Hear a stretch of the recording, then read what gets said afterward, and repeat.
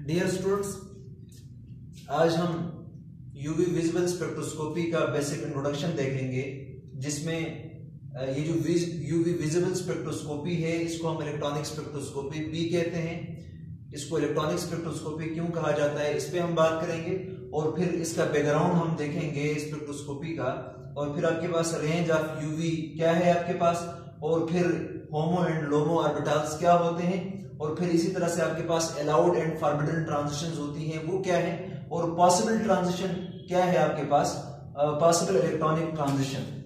ठीक है, possible electronic transition. तो कौन कौन सी ट्रांजिशन आपके पास पॉसिबल होती है। फिर आपके पास जो स्पेक्ट्रम है उस पर हम थोड़ी बात कर लेंगे। तो इस पे 2-3-4 लेक्चर्स बनेंगे, और आज हम बिल्कुल इन बेसिक चीजों को जरा देखेंगे कि स्पेशली हम ये जो आपके पास ऑर्बिटल्स हैं मॉलिक्यूलर, जो आपके पास होमो एंड लोमो ऑर्बिटल्स हैं, इसको हम डिटेल में आज देखेंगे, और वो कौन कौन सी ट्रांजिशन पॉसिबल है और किन किन मॉलिक्यूल में कौन कौन सी ट्रांजिशन होती है, स्पेशली हम आज इस चीज को डिटेल में देखेंगे। तो सबसे पहले अगर हम इसका बैकग्राउंड देखते हैं तो स्पेक्ट्रोस्कोपी होता क्या है। इससे पहले ऑलरेडी हम इसको डिटेल में पढ़ चुके हैं, लेकिन जस्ट मैं इसको जल्दी से रिवाइज कर देता हूं कि आपके पास स्पेक्ट्रोस्कोपी है क्या। ठीक है ना। तो अगर हम स्पेक्ट्रोस्कोपी की बात करते हैं तो बच्चों आपके पास स्पेक्ट्रोस्कोपी है interaction of electromagnetic radiation with metal. ठीक है ना, कोई भी स्पेक्ट्रोस्कोपी हो, ठीक है ना, लेकिन स्पेक्ट्रोस्कोपी में बेसिकली होता क्या है आपके पास, इलेक्ट्रोमैग्नेटिक रेडिएशन का मैटर के साथ क्या होता है, इंटरेक्शन होता है।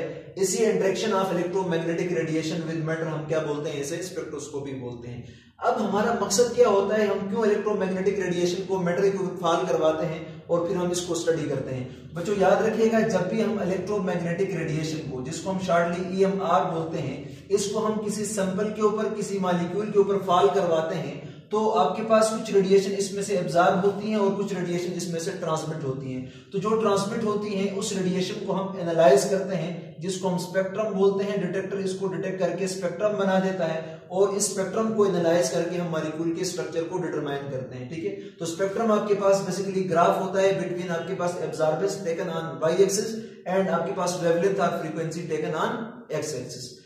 तो अब हम जरा ये देखेंगे कि भाई आपके पास आखिरकार इलेक्ट्रोमैग्नेटिक रेडिएशन का अब मैटर के साथ क्या रिलेशन है, और किस तरह से हम रेडिएशन को फॉल करके मॉलिक्यूल की स्ट्रक्चर को डिटरमाइन कर सकते हैं। तो इसके लिए सबसे पहले अगर हम एक मॉलिक्यूल को देखते हैं ना, तो अगर आप लोग एक मॉलिक्यूल को देखते हैं तो ये मॉलिक्यूल आपके पास क्या कर सकता है बच्चों, याद रखिएगा, ये मॉलिक्यूल आपके पास क्या करता है, वाइब्रेट करता है with certain frequency, vibrate with certain frequency. ठीक है ना, कोई भी मॉलिक्यूल आपके पास रूम टेम्परेचर पर किसी सर्टेन फ्रीक्वेंसी के साथ क्या करता है, वाइब्रेट करता है। ठीक है ना, और ये जो आपके पास मॉलिक्यूल की वाइब्रेशन है, जिस फ्रीक्वेंसी के साथ भी वाइब्रेट करता है, ठीक है ना, ये मैच करता है with IR radiation of electromagnetic spectrum. ठीक है ना, तो मॉलिक्यूल जिस फ्रीक्वेंसी के साथ वाइब्रेट करता है, इसकी फ्रीक्वेंसी हमारे पास जो इलेक्ट्रोमैग्नेटिक स्पेक्ट्रम होता है उनमें जो रेडिएशन है, जिसको हम स्पेशली IR रेडिएशन बोलते हैं, इसके साथ मैच करता है। तो जब हम इन रेडिएशन को वाइब्रेटिंग मॉलिक्यूल के ऊपर फॉल करवाएंगे तो आपके पास मॉलिक्यूल की और आपके पास ये जो फ्रीक्वेंसी है, इस फ्रीक्वेंसी के साथ जब मैच कर जाएगा तो वो रेडिएशन इसके अंदर क्या होंगी, एब्जॉर्ब होंगी, और इससे हमें क्या मिलेगा, स्पेक्ट्रम मिलेगा। तो इसको हम डिटेल में पढ़ चुके हैं। तो चूंकि ये रेडिएशन IR इसके साथ मैच करती है, तो लिहाजा जब भी मॉलिक्यूल की वाइब्रेशन की बात आती है तो इसको हम वाइब्रेशनल स्पेक्ट्रोस्कोपी बोलते हैं या IR स्पेक्ट्रोस्कोपी बोलते हैं। क्या बोलते हैं, वाइब्रेशनल स्पेक्ट्रोस्कोपी। ठीक है ना, या इसको हम क्या नाम देते हैं, चूंकि IR में मॉलिक्यूल की वाइब्रेशन होती है तो इस वजह से इसको IR स्पेक्ट्रोस्कोपी भी कहा जाता है, IR स्पेक्ट्रोस्कोपी भी कहा जाता है। इसी तरह से बच्चों अगर हम ये देखते हैं कि आपके पास एक मॉलिक्यूल है, जब वो मॉलिक्यूल वाइब्रेट करता है तो मॉलिक्यूल आपके पास क्या करता है, रोटेट भी करता है। Molecule also rotate with certain frequency, ठीक है ना। जैसे मॉलिक्यूल आपके पास सर्टेन फ्रीक्वेंसी के साथ वाइब्रेट करता है, इसी तरह से मॉलिक्यूल आपके पास सर्टेन फ्रीक्वेंसी के साथ क्या करता है, वाइब्रेट करता है। At this rotational frequency of the molecule matches with the frequency of microwaves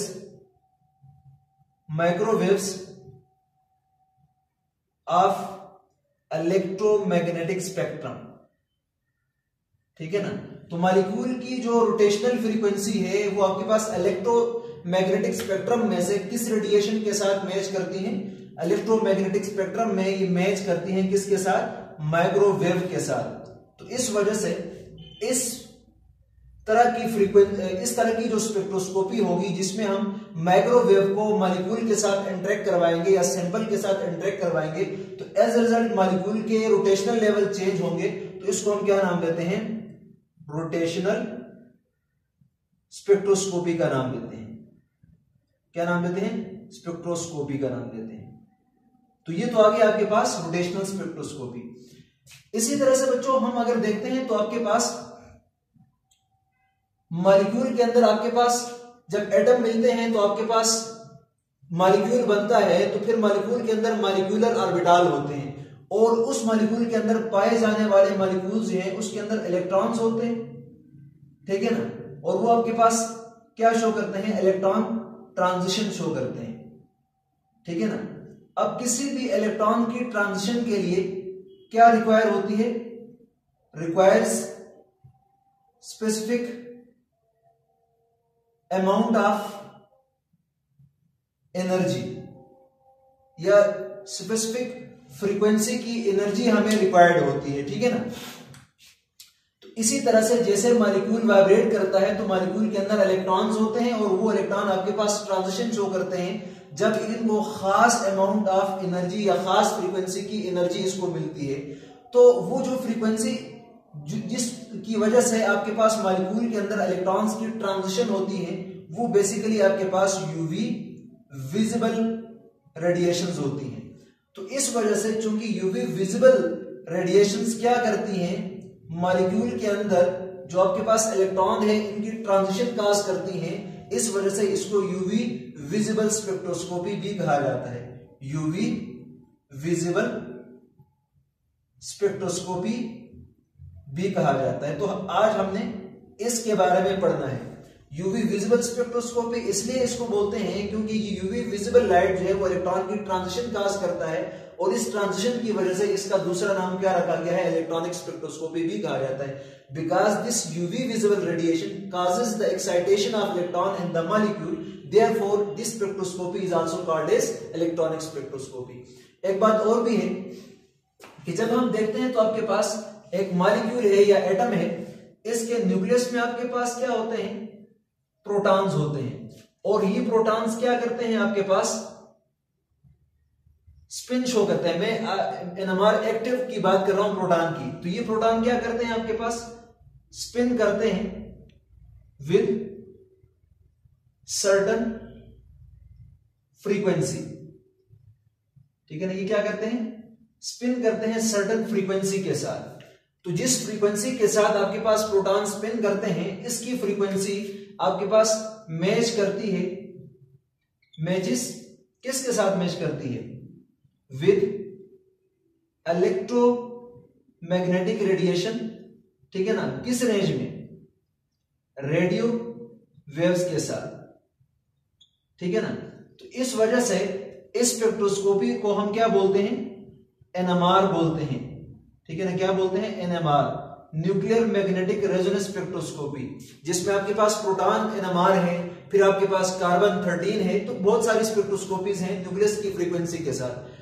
तो बहरहाल हम ये कह सकते हैं कि एक मॉलिक्यूल का इलेक्ट्रोमैग्नेटिक रेडिएशन के साथ रिलेशन बनता है, तो इस रिलेशन का फायदा लेते हुए हम इस मॉलिक्यूल के ऊपर इलेक्ट्रोमैग्नेटिक स्पेक्ट्रम वाली लाइट को इसके ऊपर फॉल करवाते हैं, तो ये molecule certain frequency of light को एब्जॉर्ब करता है। और कौन सी लाइट को एब्जॉर्ब करता है? जाहिर बात है IR रेडिएशन को एब्जॉर्ब करेगा, जो वाइब्रेशन के साथ मैच करती हैं। फिर न्यूक्लियस की जो स्पिन के साथ मैच करती हैं, वो आपके पास रेडियो वेव्स हैं, इनको एब्जॉर्ब कर सकता है। फिर मॉलिक्यूल चूंकि रोटेट करते हैं विद सर्टेन फ्रीक्वेंसी, जो आपके पास माइक्रोवेव के साथ मैच करती हैं, तो लिहाजा हम रोटेशनल स्पेक्ट्रोस्कोपिक स्टडी कर सकते हैं। रोटेशनल लेवल हमारे पास एक्साइटेशन हो सकती है। इसी तरह से मॉलिक्यूल के अंदर इलेक्ट्रॉन्स पाए जाते हैं और ये इलेक्ट्रॉन आपके पास ट्रांजिशन शो कर सकते हैं। जब इनके ऊपर specific amount of light, certain frequency वाली लाइट हम इसके ऊपर फॉल करवाएं, तो इसको अगर देखा जाए तो ये यूवी विजिबल के साथ मैच करती हैं। लिहाजा इसको हम यूवी विजिबल स्पेक्ट्रोस्कोपी या इलेक्ट्रॉनिक स्पेक्ट्रोस्कोपी का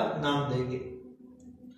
अब सबसे पहले एक छोटी सी बात मैं आपको बताऊं कि हम इलेक्ट्रोमैग्नेटिक स्पेक्ट्रम को याद कैसे करेंगे, वो मैं आपको बता देता हूं। तो फिर उसके बाद हम इस स्पेक्ट्रोस्कोपी की तरफ जाते हैं और स्पेशली हम आज इसके जो वाइब्रेशनल जो आपके पास ट्रांजिशनल लेवल्स हैं उसकी हम बात करेंगे। तो ये आपके पास आ गया एक बैकग्राउंड। तो अब इसमें हमने क्या देखना है कि आपके पास इलेक्ट्रोमैग्नेटिक स्पेक्ट्रम में कौन कौन सी रेडिएशंस होती हैं और इसको हम याद कैसे करते हैं। ठीक है ना, इलेक्ट्रोमैग्नेटिक स्पेक्ट्रम, इलेक्ट्रोमैग्नेटिक स्पेक्ट्रम, ठीक है ना। अब बच्चों आपको पता है कि आपके पास जो स्पेक्ट्रम है वो बैंड्स ऑफ डिफरेंट कलर्स होता है या bands of different radiations which are arranged according to increasing order of their frequency और वेवलेंथ। तो इस तरह से अगर हम देखते हैं ना, तो इलेक्ट्रोमैग्नेटिक स्पेक्ट्रम एक पूरा स्पेक्ट्रम है। आपके पास रेंज ऑफ रेडिएशंस होती हैं, जैसे कि आपके पास है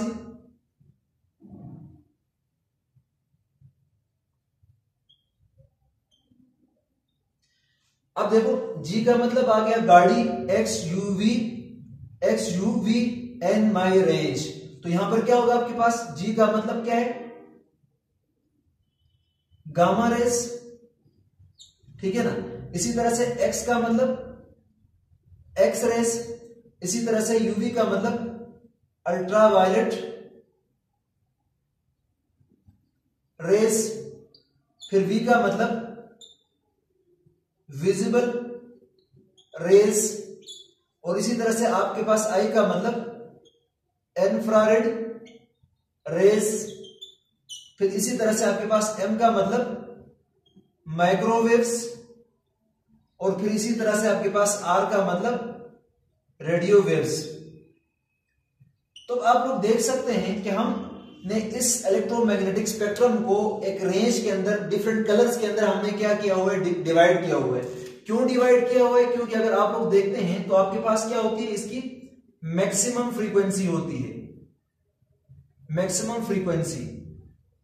अब चूंकि फ्रीक्वेंसी और आपके पास एनर्जी का डायरेक्ट रिलेशन है, तो हम ये भी कह सकते हैं आपके पास इसकी क्या है, मैक्सिमम एनर्जी है, मैक्सिमम एनर्जी। अब जिस तरह हम नीचे जाएंगे तो ये फ्रीक्वेंसी और आपके पास एनर्जी डिक्रीज होगी, और जब हम रेडियो वेव्स के पास जाएंगे तो यहां पर आपके पास क्या होगा, लोवेस्ट फ्रीक्वेंसी, ठीक है ना। या दूसरे अल्फाज में हम ये कह सकते हैं आपके पास लोवेस्ट एनर्जी। अगर फ्रीक्वेंसी कम है तो एनर्जी भी इसकी क्या होगी, कम होगी, तो इसको हम क्या बोलते हैं, लोवेस्ट एनर्जी का नाम देते हैं। तो ये लोवेस्ट एनर्जी है। तो हमने आपके पास, आप टॉप से बॉटम की तरफ आएंगे तो आपके पास जो एनर्जी है वो क्या होती है, डिक्रीज होती है, या जो आपके पास फ्रीक्वेंसी है वो क्या होती है, डिक्रीज होती है। अब आप लोगों को पता है कि आपके पास फ्रीक्वेंसी और वेवलेंथ का इनवर्स रिलेशन है। तो हम जब ऊपर से नीचे आते हैं तो आपके पास जो वेवलेंथ है वो क्या होता है, इंक्रीज होता है। अब इस पूरे को हम क्या नाम देते हैं, this is called electromagnetic spectrum. इसको हम क्या नाम देते हैं, इस पूरे रीजन को इलेक्ट्रोमैग्नेटिक स्पेक्ट्रम का नाम देते हैं। तो स्पेक्ट्रम में कोई एक सिंगल लाइट नहीं होती है, आपके पास बैंड्स ऑफ डिफरेंट कलर्स होते हैं, जैसे कि रेनबो है आपके पास। चूंकि ये आपके पास क्या है, पूरा इलेक्ट्रोमैग्नेटिक स्पेक्ट्रम है, तो इसमें ये तमाम रेडिएशंस मौजूद होती है, ठीक है ना। अब मैंने आपको यही बताया कि जब हम यूवी विजिबल रेस की बात करते हैं तो आपके पास जो अल्ट्रावायलेट और विजिबल लाइट है ये क्या कर सकती हैं, काजेस ट्रांजिशन, ये मॉलिक्यूल के अंदर ट्रांजिशन काज कर सकती हैं, तो जिसको हम यूवी विजिबल स्पेक्ट्रोस्कोपी में पढ़ेंगे।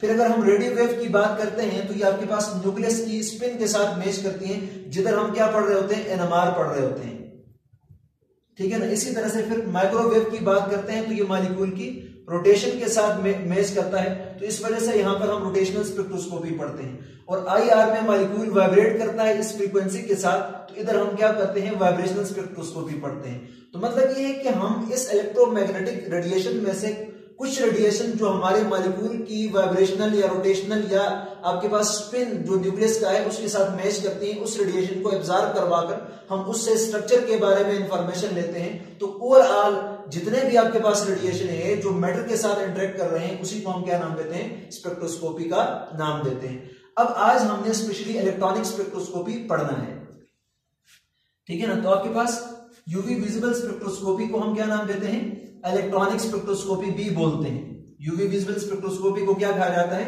इलेक्ट्रॉनिक स्पेक्ट्रोस्कोपी भी कहा जाता है। क्यों? Because UV visible radiation causes the transition of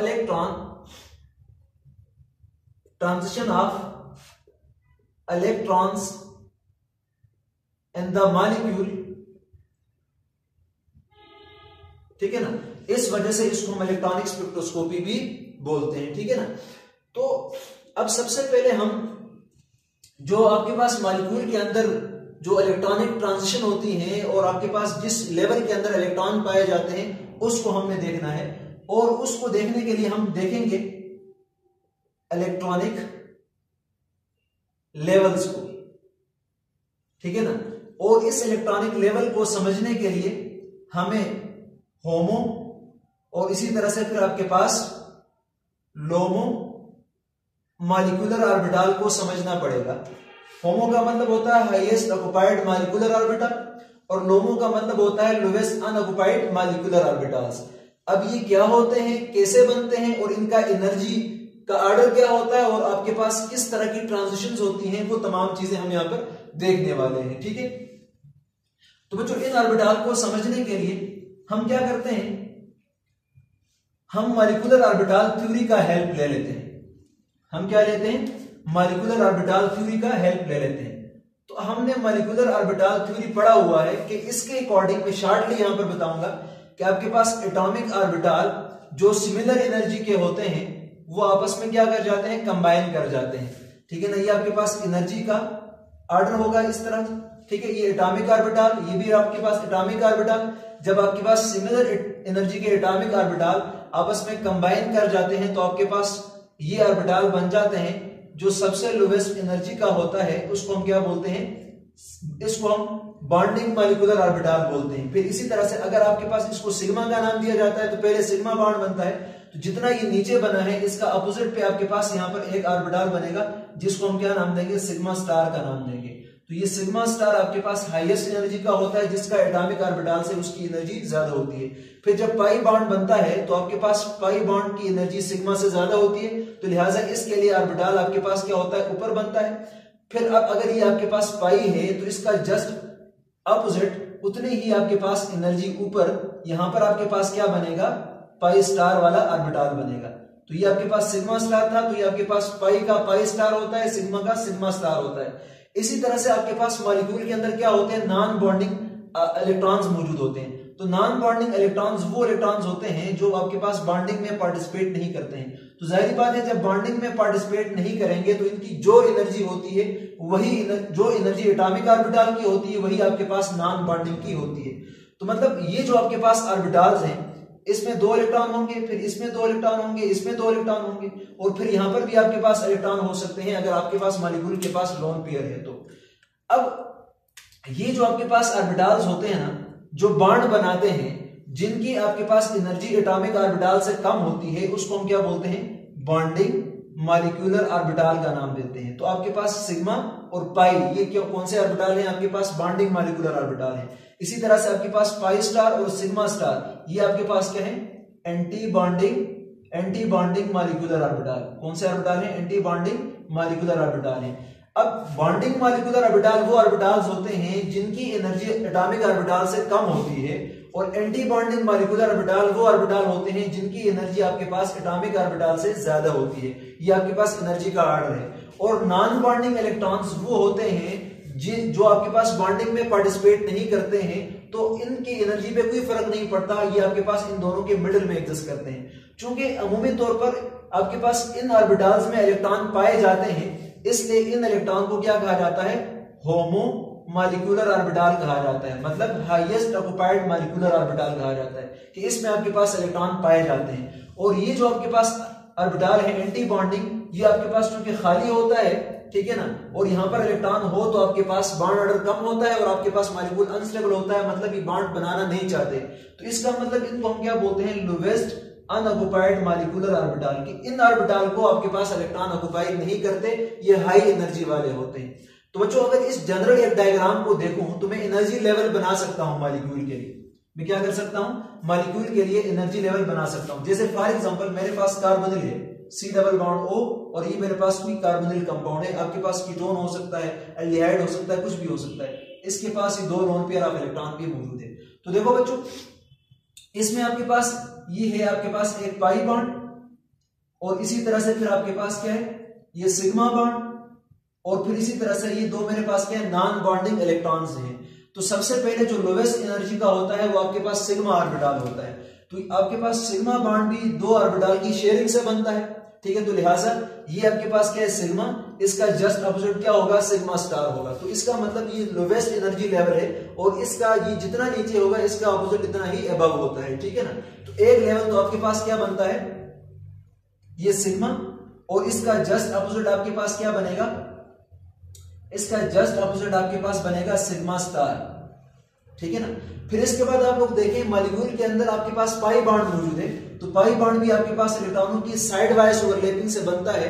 क्योंकि ओवरलैपिंग मैक्सिमम नहीं होती है, मिनिमम ओवरलैपिंग होती है, तो लिहाजा ये इतना ज्यादा स्टेबल नहीं होता जितना कि आपके पास सिग्मा बॉन्ड होता है। तो इसकी एनर्जी सिग्मा के मुकाबले में जरा हाई होती है। तो इसके लिए आपके पास नेक्स्ट लेवल बनेगा जिसको हम किससे रिप्रेजेंट करेंगे, पाई से रिप्रेजेंट करेंगे, जिसको हम किससे रिप्रेजेंट करेंगे, पाई से रिप्रेजेंट करेंगे। तो जाहिर बात है ये पाई है, तो इसका अपोजिट क्या है, पाई स्टार। इतना ही ऊपर इसका क्या बनेगा, पाई स्टार बनेगा, ठीक है, क्या बनेगा, पाई स्टार बनेगा। फिर इन दोनों के दरमियान में आपके पास क्या आता है, नॉन बॉन्डिंग आता है। तो इसको हम क्या लिखते हैं, एन बॉन्डिंग या नॉन बॉन्डिंग इलेक्ट्रॉन्स हम इसके दरमियान में लिख लेते हैं, ठीक है ना। अब अगर ये लेवल्स के दरमियान में गैप थोड़ा बहुत कम ज्यादा हुआ है तो आप लोग इसको इग्नोर कर लेंगे, एग्जैक्ट मैं नहीं बना सका, लेकिन इस तरह के आपके पास मॉलिक्यूल के अंदर जो आपके पास लेवल्स हैं इलेक्ट्रॉन के लिए, जिनको हम इलेक्ट्रॉनिक लेवल बोलते हैं, मॉलिक्यूल के अंदर इस तरह से आपके पास बन जाते हैं, इस तरह से बन जाते हैं। अब फॉर एग्जांपल अब मॉलिक्यूल के अंदर आपके पास कौन कौन सी ट्रांजिशन पॉसिबल है।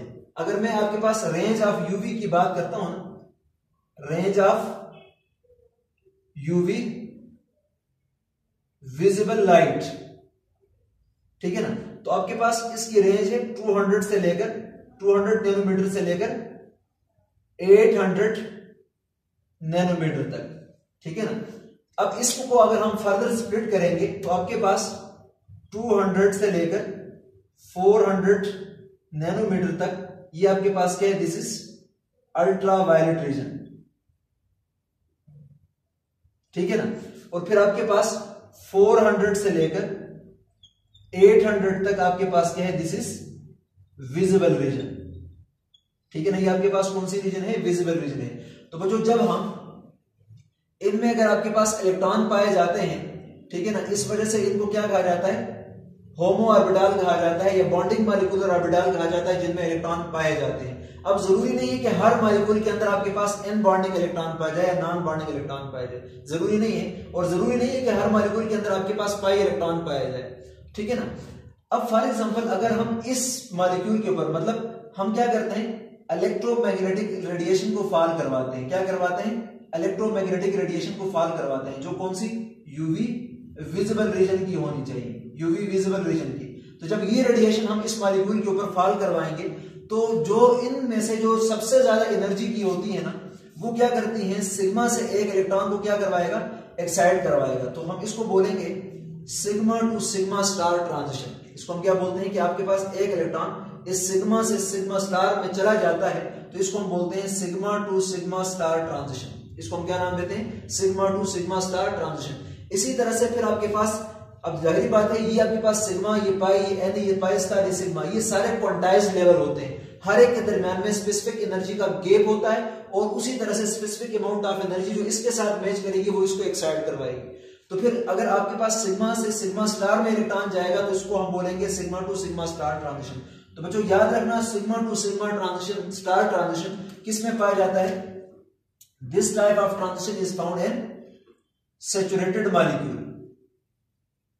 ठीक है ना, ये ट्रांजिशन कौन से मॉलिक्यूल्स में पाई जाती है? सैचुरेटेड मॉलिक्यूल्स में पाई जाती है। जैसे आपके पास CH3 है, मतलब हाइड्रोकार्बन में अल्केन है, तो अल्केन सारे सिग्मा बॉन्ड से बने होते हैं, तो इसमें sigma two sigma star transition possible होती है। फिर इसी तरह से अगर हम अल्कीन को देखते हैं तो आपके पास इलेक्ट्रॉन जो है वो यहां से यहां भी तो जा सकता है, ठीक है ना। तो इसको हम क्या बोलते हैं? इसको हम क्या नाम देते हैं? पाई टू पाई स्टार ट्रांजिशन। ठीक है, इसको हम क्या नाम देते हैं? पाई टू पाई स्टार ट्रांजिशन। अब कुछ ट्रांजिशन आपके पास अलाउड नहीं होती है, हम उस पर भी बात करेंगे। तो ये इलेक्ट्रॉन आपके पास किधर जा सकता है? पाई से पाई स्टार में भी जा सकता है कोई इलेक्ट्रॉन, तो इसको हम क्या नाम देते हैं? पाई टू पाई स्टार ट्रांजिशन का नाम देते हैं। अब मैं इसको बिठा रहा हूं, pi to pi star transition, pi to pi star transition, pi to pi star transition. ठीक है ना। अगर आपके पास सर्टेन अमाउंट ऑफ एनर्जी अगर आपके पास आए और इससे जो आपके पास पाई के अंदर पाए जाने वाले इलेक्ट्रॉन को एक्साइट करे किसमें? पाई स्टार में, तो इसको हम क्या बोलते हैं? पाई टू पाई स्टार ट्रांजिशन बोलते हैं। तो ये जो आपके पास ट्रांजिशन है, this types of transition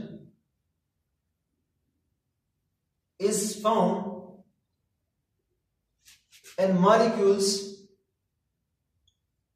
containing pi bond। ठीक है ना। तो ये ट्रांजिशन आपके पास उन मॉलिक्यूल में है जिसमें आपके पास क्या होता है? पाई बॉन्ड होता है। जैसे फॉर एग्जांपल अगर हम बात करें तो अल्कीन, तो अल्कीन में आपके पास क्या होता है? पाई बॉन्ड होता है, तो लिहाजा इसमें क्या पॉसिबल होता है? Pi to pi star transition possible होता है। तो जाहिर बात है यहाँ पर आपके पास एक पाई बॉन्ड है, और एक पाई बॉन्ड को अगर देखें तो आपके पास दो इलेक्ट्रॉन की शेयरिंग से साइड वाइज ओवरलैपिंग से बनता है, तो लिहाजा जो पाई वाला आपके पास इलेक्ट्रॉन है वो पाई से पाई स्टार में भी जा सकते हैं, तो इसको हम पाई टू पाई स्टार ट्रांजिशन बोलते हैं। फिर इसी तरह से बच्चों आपके पास ये जो आपके पास n वाले इलेक्ट्रॉन है, ये certain amount of energy absorb करके n से किस में जा सकते हैं? सिग्मा स्टार में जा सकते हैं, तो इसको हम क्या नाम देते हैं? n2 सिग्मा स्टार ट्रांजिशन बोलते हैं। क्या बोलते हैं? n2 सिग्मा स्टार ट्रांजिशन बोलते हैं। तो बच्चों ये आपके पास किस तरह के मॉलिक्यूल्स में पाए जाते हैं? This transition is found in molecules having lone pair of electrons। मतलब ये मॉलिक्यूल क्या होगा तो सैचुरेटेड मॉलिक्यूल होगा, मतलब इसमें सैचुरेटेड मॉलिक्यूल होगा लेकिन उसके साथ लोन पेयर होंगे। जैसे आपके पास है C2H5OH, ठीक है ना। अब ऑक्सीजन के पास लोन पेयर है और आपके पास ये वाला सैचुरेटेड पार्ट है, तो इस तरह के मॉलिक्यूल में आपके पास N2 sigma star transition possible है। फिर इसी तरह से बच्चों आपके पास ये ट्रांजिशन भी पॉसिबल है। एन से आपके पास कौन सी ट्रांजिशन? Pi star. एन से आपके पास पाई स्टार ट्रांजिशन, इसको हम नाम देते हैं N2 पाई स्टार ट्रांजिशन बोलते हैं। तो ये ट्रांजिशन आपके पास उन मॉलिक्यूल्स में होगी जिसमें डबल बॉन्ड के साथ क्या मौजूद हो? जिसमें डबल बॉन्ड के साथ क्या मौजूद हो? लोन पेयर ऑफ इलेक्ट्रॉन्स हो, तो उन मॉलिक्यूल्स के अंदर आपके पास N2 पाई स्टार ट्रांजिशन होता है। ठीक है ना। अब अगर हम इस कार्बोनिल को देखते हैं ना, तो इसमें सारी ट्रांजिशन पॉसिबल है। देखो इसमें आपके पास सिग्मा बॉन्ड भी है, इसमें पाई बॉन्ड भी है, इसमें लोन पेयर भी है, तो लिहाजा इसमें sigma two sigma star transition भी पॉसिबल है। इसमें आपके पास पाई टू पाई स्टार ट्रांजिशन भी पॉसिबल है। इसमें आपके पास N2 सिग्मा स्टार ट्रांजिशन भी पॉसिबल है। इसमें आपके पास N2 पाई स्टार ट्रांजिशन भी पॉसिबल है। तो ये सारे ट्रांजिशन इसमें पॉसिबल है। ठीक है ना, ये आपके पास सारे ट्रांजिशन इसमें पॉसिबल है। इसके अलावा आप लोग ये भी सोच सकते हो कि यार पाई से सिग्मा में भी तो जा सकता था। ठीक है ना, मतलब आपके पास इसी तरह से अगर हम बात करें तो यहां पर आपके पास पाई से किस में जा सकता था? पाई से सिग्मा स्टार में जा सकता था। ठीक है ना, और इसी तरह से आपके पास सिग्मा से किस में जा सकता है? पाई स्टार में जा सकता है। अब देखने में तो हमें ये भी नजर आती है, लेकिन ये वाली ट्रांजिशन अलाउड नहीं होती है। तो यहाँ पर हम सिलेक्शन रूल भी पढ़ेंगे नेक्स्ट लेक्चर में, आने वाले लेक्चर में, कौन कौन सी ट्रांजिशन अलाउड होती है और कौन कौन सी ट्रांजिशन अलाउड नहीं होती है। ठीक है ना। तो इस पे हम बात करेंगे। अब अगर हम एनर्जी की बात करते हैं ना, तो आपके पास एनर्जी ऑर्डर क्या होगा इन ऑर्बिटल का, ठीक है ना, इन ऑर्बिटल का एनर्जी ऑर्डर क्या होगा, एनर्जी ऑर्डर, ठीक है ना। अब देखो सिग्मा और सिग्मा स्टार के दरमियान में सबसे ज्यादा गैप है, तो इसका मतलब इसकी एनर्जी सबसे ज्यादा होगी sigma two sigma star transition. फिर उसके बाद देखेंगे तो अब अमूमी तौर पर देखो पाई से पाई स्टार में जाना या फिर आपके पास n टू पाई स्टार में जाना, यहां पर अक्सर कंफ्यूज होती है, लेकिन याद रखिएगा आपके पास n टू सिग्मा स्टार की एनर्जी आपके पास पाई से पाई स्टार में पाई और पाई स्टार के कंपैरिजन में ज्यादा होती है। तो सेकंड नंबर पे ये आएगा आपके पास। थर्ड नंबर पे फिर आपके पास आता है pi to pi star transition, और लास्ट में सबसे जो कम एनर्जी का गैप है वो आपके पास इन दोनों के दरमियान में n to pi star transition, ठीक है ना। अब जो अगर हम यहां पर देखते हैं ना, इसमें से कुछ ट्रांजिशन आपके पास सिमेट्रिकली अलाउड होती है और कुछ ट्रांजिशन आपके पास सिमेट्रिकली फॉरबिडन होती है। जैसे अगर मैं बात करता हूं sigma two sigma star transition, इसी तरह से आपके पास पाई टू पाई स्टार ट्रांजिशन, ये जो दो ट्रांजिशन है ये आपके पास क्या है, सिमेट्रिकली अलाउड ट्रांजिशन है, ठीक है ना। ये कौन सी ट्रांजिशन है आपके पास, सिमेट्रिकली अलाउड ट्रांजिशन है। अब ये सिमेट्रिकली अलाउड ट्रांजिशन क्यों है, नेक्स्ट वीडियो में इंशाल्लाह ताला इन पे मैं डिटेल में बात करूंगा। और इसकी वजह से आपके पास हाई इंटेंसिटी बनती है स्पेक्ट्रम में, हाई इंटेंसिटी, ठीक है ना, हाई इंटेंसिटी बनती है। इसी तरह से अगर मैं बात करता हूं n2 सिग्मा स्टार, इसी तरह से n2 पाई स्टार, ये जो दो ट्रांजिशन होती हैं ये आपके पास सिमेट्रिकली फॉरबिडन ट्रांजिशन कहलाती हैं, forbidden transition. These two transition are symmetrically forbidden transition, मतलब ये नहीं है कि ये होता नहीं है, these transition are allowed transition. इन सबको हम क्या बोलते हैं, ये ट्रांजिशन आपके पास अलाउड ट्रांजिशन है। कुछ ट्रांजिशन आपके पास अलाउड ही नहीं होती हैं। जैसे अगर मैं बात करता हूं ना, आपके पास पाई से जो सिग्मा स्टार है, पाई से सिग्मा स्टार, ये आपके पास नहीं है, नॉट अलाउड, ये ट्रांजिशन अलाउड नहीं है, मतलब ये वाले ट्रांजिशन पॉसिबल ही नहीं है। अब ये वाले आपके पास है तो अलाउड ट्रांजिशन है, पर आपके पास सिमेट्रिकली फॉरबिडन है ये दोनों वाले। अब जब आपके पास सिमेट्रिकली फॉरबिडन होती है तो ये बहुत कम होती है, ठीक है ना। अब इसको भी मैं समझाऊंगा इसमें क्या डिफरेंस है, नॉट अलाउड में और आपके पास फिर फॉरबिडन में भी डिफरेंस होता है। तो सिमेट्रिकली फॉरबिडन ट्रांजिशन में हमेशा जब आपके पास स्पेक्ट्रम बनेगा वो लो इंटेंसिटी का बनेगा, इसके लिए आपके पास क्या बनेगा, स्पेक्ट्रम लो इंटेंसिटी का स्पेक्ट्रम बनेगा। तो ये आपके पास मॉलिक्यूल के अंदर डिफरेंट टाइप्स के ट्रांजिशन होती हैं, कुछ अलाउड होती हैं, कुछ आपके पास नॉट अलाउड होती हैं, मतलब इम्पॉसिबल होती हैं, और कुछ ट्रांजिशन आपके पास सिमेट्रिकली अलाउड होती हैं और कुछ आपके पास सिमेट्रिकली फॉरबिडन होती हैं। तो जहां पर सिमेट्रिकली अलाउड ट्रांजिशन हो वहां पर हाई इंटेंसिटी बनेगा, आपको स्पेक्ट्रम मिलेगा, और इसी तरह से आपके पास यहाँ पर लो इंटेंसिटी का स्पेक्ट्रम मिलेगा जहां पर आपके पास सिमेट्रिकली फॉरबिडन ट्रांजिशन हो, ठीक है ना। और दूसरी बात यह है कि जब हम इसका स्पेक्ट्रम की बात करते हैं ना, तो स्पेक्ट्रम में हम आगे जाके डिटेल में बात करेंगे। तो स्पेक्ट्रम आपके पास बेसिकली क्या होता है, एक ग्राफ होता है जिसमें हम y एक्सिस पे क्या x एक्सिस पे लेम्डा लेते हैं वेवलेंथ, और इसमें क्या लेते हैं, y एक्सिस में हम एब्जॉर्प्शन ले लेते हैं। तो हमेशा जो आपके पास यूवी विजिबल स्पेक्ट्रम बनता है ना, वो इस तरह हमेशा ब्रॉड स्पेक्ट्रम बनता है, ठीक है ना, ब्रॉड स्पेक्ट्रम बनता है। इसको हम ब्रॉड बैंड बोलते हैं, क्या बोलते हैं, ब्रॉड बैंड की फॉर्म में बनता है। तो इस पे भी हम बात करेंगे कि भाई आपके पास यूवी विजिबल स्पेक्ट्रम जो है वो ब्रॉड बैंड क्यों बनता है। बाकी आईआर में हमने देखा था उधर आपके पास पीक्स बनती थी, इस तरह से स्पाइक्स बनती थी ऐसे ऐसे, ठीक है ना, लेकिन यहाँ पर ऐसा कुछ भी नहीं है, इस तरह मतलब ये पीक्स नहीं बनती हैं, ठीक है ना, और इस तरह आपके पास ब्रॉड बैंड्स बन जाती हैं। तो ये क्यों बनती है, ये तमाम चीजें हम देखेंगे। तो आज हमने इस यूवी विजिबल स्पेक्ट्रोस्कोपी का बिल्कुल बेसिक जो आपके पास टाइप्स ऑफ ट्रांजिशन जो आपके पास मॉलिक्यूल में होती थी उन ट्रांजिशंस को हमने देखा। और ये जो आपके पास मॉलिक्यूल के अंदर ये जो एनर्जी लेवल्स बनते हैं, जहां पर आपके पास कुछ होमो ऑर्बिटल हैं, कुछ आपके पास लोमो ऑर्बिटल्स हैं, और इनके दरमियान में जो एनर्जी का गैप है ना, वो एनर्जी का गैप यूवी विजिबल लाइट के साथ मैच करता है। तो जब ये मॉलिक्यूल के ऊपर यूवी विजिबल लाइट पड़ जाएगी तो ये आपके पास different types of electronic transition possible है। इस वजह से इस स्पेक्ट्रोस्कोपी को हम क्या बोलते हैं, यूवी विजिबल स्पेक्ट्रोस्कोपी बोलते हैं। और इस चूंकि ये इलेक्ट्रॉन की एक्साइटेशन काज करती हैं, इस वजह से इस स्पेक्ट्रोस्कोपी का दूसरा नाम हमने क्या लगा हुआ है, इलेक्ट्रॉनिक स्पेक्ट्रोस्कोपी का नाम भी रखा हुआ है। तो इसको शुरू से लेकर आपको एंड तक जरूर देखिएगा। इंशाअल्लाह ताला आने वाली वीडियोस में हम सिलेक्शन रूल की बात करेंगे कि कुछ ट्रांजिशन आपके पास अलाउड है और कुछ आपके पास फॉरबिडन है और कुछ आपके पास होते ही नहीं है। इन तमाम के ऊपर इंशाअल्लाह हम डिटेल में बात करेंगे। इसी के साथ अल्लाह हाफिज, फिर मिलेंगे।